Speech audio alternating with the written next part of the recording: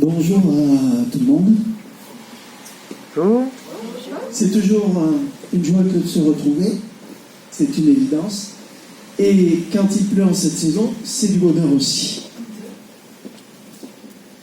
Je pense que si vous êtes venus, ce n'est pas pour écouter un orateur, c'est pour rencontrer quelqu'un que vous aimez et que j'espère vous aimez par-dessus tout, en l'occurrence Jésus-Christ.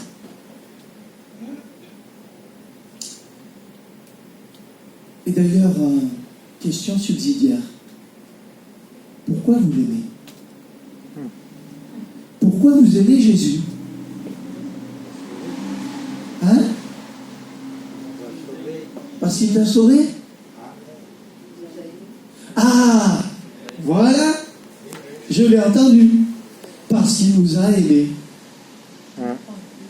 Et d'ailleurs,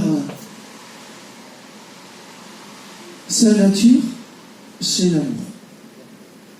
Amen. Et si nous sommes là, justement, c'est parce qu'il nous a aimés. Jean, chapitre 3, versets 16 et 17 dit « Car Dieu a tant aimé le monde qu'il a donné son Fils unique, afin que quiconque croit en lui ne périsse point, mais qu'il ait la vie éternelle. Dieu, en effet, n'a pas envoyé son Fils dans le monde pour qu'il juge le monde, mais que le monde soit sauvé par lui. » Voilà le message de Dieu. Voilà l'essentiel de notre raison d'être ici ce matin. Et d'ailleurs, toute sa parole ne tourne que autour de ce message qui est l'amour.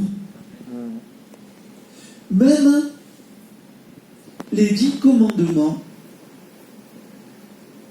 ne sont basés que sur l'amour. Souvent on l'oublie.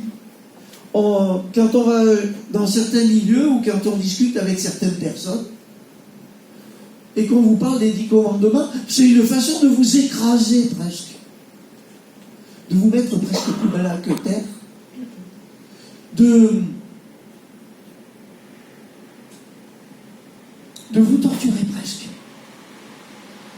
On va prendre quelques textes, parce que la parole parle souvent d'elle-même.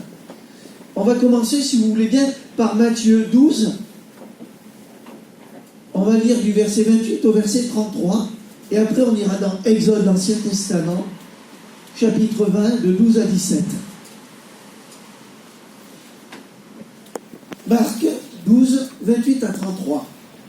Un des scribes, pardon, Marc, je me suis trompé, ma fourche à languer. Je parle très vite et je ne lis pas assez. Marc 12, 28 à 33. Un des scribes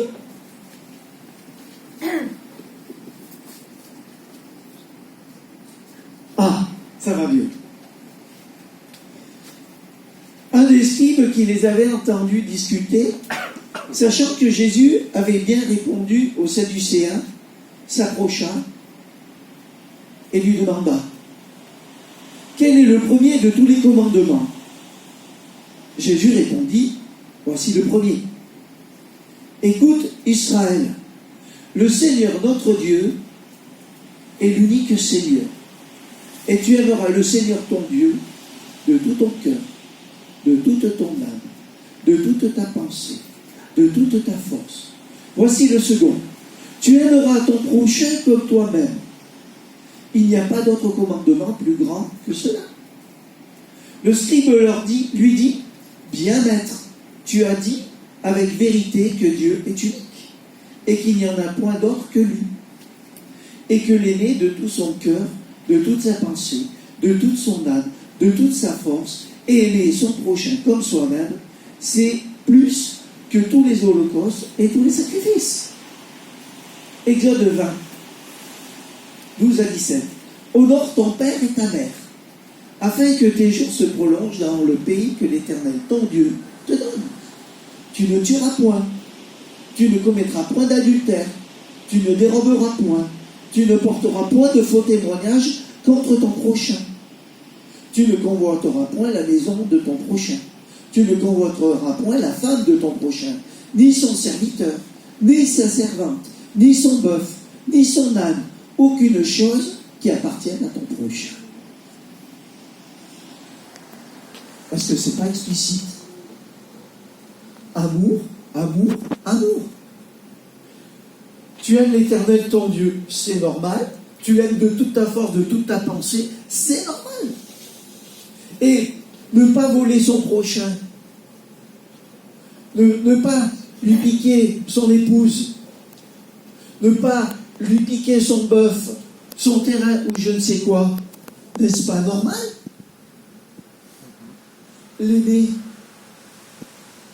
c'est le respecter, c'est l'honorer, c'est pas venir jouer au kleptomane. Non. L'amour, ça se manifeste, ça se vit. Hein, Thierry, t'es d'accord avec moi? C'est pas que du superficiel, c'est pas que des paroles, c'est des actes. C'est ça l'amour. Et le manifester, pour nous, c'est une chose normale. En d'autres termes, c'est pas optionnel. Je ne suis pas là juste pour être figurant. Et avec Christ, je ne fais pas de la figuration. Je manifeste l'amour que Christ a déversé en moi. C'est logique. Et l'amour, c'est au quotidien. C'est au quotidien. On a un exemple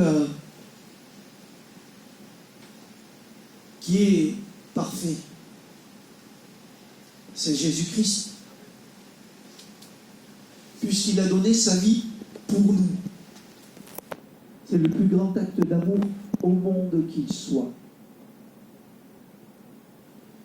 Et quand je dis l'amour, ça se manifeste aussi, c'est que notre Dieu est avec nous au quotidien, tous les jours. Il est bienveillant. Jamais il ne nous abandonne. Et pour ça, on a le psaume 23 qui nous le rappelle fortement. Il est écrit, et c'est cantique de David, l'Éternel est mon berger, et je ne manquerai de rien. Il me fait reposer dans des verts pâturages. Il me dirige près des eaux paisibles et restaure mon âme. Il me conduit dans les sentiers de la justice à cause de son nom. Quand je marche dans la vallée de l'ombre de la mort, je ne crains aucun mal, car tu es avec moi. Ta houlette et ton bâton me rassurent. Tu dresses devant moi une table en face de mes adversaires. Tu oins d'huile ma tête et ma coupe déborde. Oui, le bonheur, la grâce m'accompagneront tous les jours de ma vie. Et j'habiterai dans la maison de l'Éternel jusqu'à la fin de mes jours. Ne monte pas son amour. Il est avec nous chaque jour, en tout temps, en toutes circonstances. En toutes circonstances. Même quand on passe par des moments terribles de notre vie, il est là. Il ne nous abandonne pas. Quand il y a l'ennemi de nos âmes, l'agresseur de nos vies, qui veut venir contre nous, il est là avec son bâton pour nous défendre. Et si il nous arrivait de tomber dans un de ces pièges, il a sa houlette pour nous sortir de ce mauvais pas, de cette embrouille. Et quand il y a des gens qui nous veulent du mal, ce qu'on appelle des ennemis, ou que j'appelle communément des inamis, il est là. Et entre eux et nous, il tresse une table. Il nous apporte sa paix. Je ne crains aucun mal. C'est un Dieu d'amour. il le manifeste. Est-ce que vous savez que dans son amour, il a formé des projets pour chacune de nos vies? Ouais. Parfois, on ne voit pas les choses. Pourtant, il a formé des projets.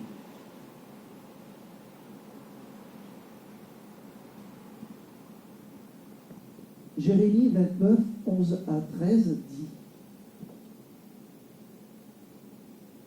Car je connais les projets que j'ai formés sur vous, dit l'Éternel, projets de paix et non de malheur, afin de vous donner un avenir et de l'espérance.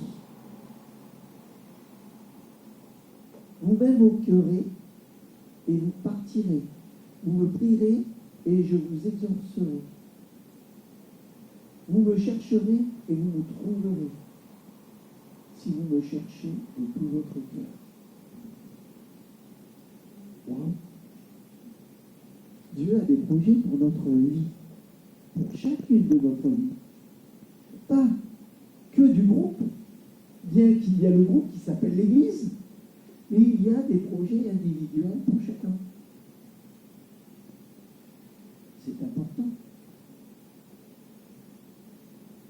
Déjà, pour entrer dans ces projets, il faut lui demander, il faut l'invoquer, il faut le prier.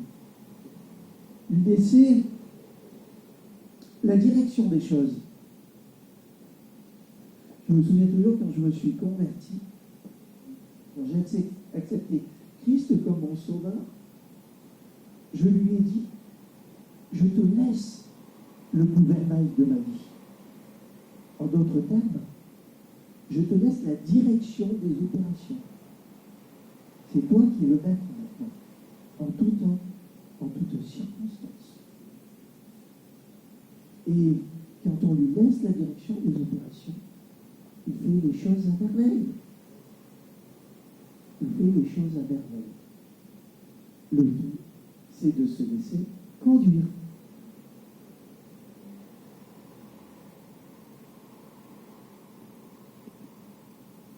Dans ses projets, il nous intègre. Est-ce que vous savez que Dieu veut se servir de nous? Tous et toutes, sans exception. Il ne suffit pas de dire ouais, peut-être. Non, c'est une certitude. Il a des projets, il a formé des projets, et il veut que vous vous intégriez, ou que nous nous intégrions tous dans ces projets. Parce qu'il y a de la place pour tous et toutes, sans exception. Regardez, c'est dans Matthieu 4, 18 et 19. Comme il marchait le long de la mer de Galilée, il vit deux frères, Simon appelé Pierre et André son frère, qui jetaient un filet dans la mer, car ils étaient pêcheurs. Il leur dit: suivez-moi, je vous ferai pêcheurs d'hommes. Leur vie était basée sur la pêche au filet, sur un lac. Une vie, on va dire, presque monotone, hormis de temps en temps quelques coups de tabac, parfois un peu désagréable parce que les pêches étaient infructueuses. Une vie de pêcheur, quoi. Et Dieu les interpelle, Jésus les interpelle. Venez, suivez-moi. Je vais faire de vous des pêcheurs d'hommes. Là, on lance plus des filets. On va chercher des âmes. On va tendre la perche. lancer l'hameçon.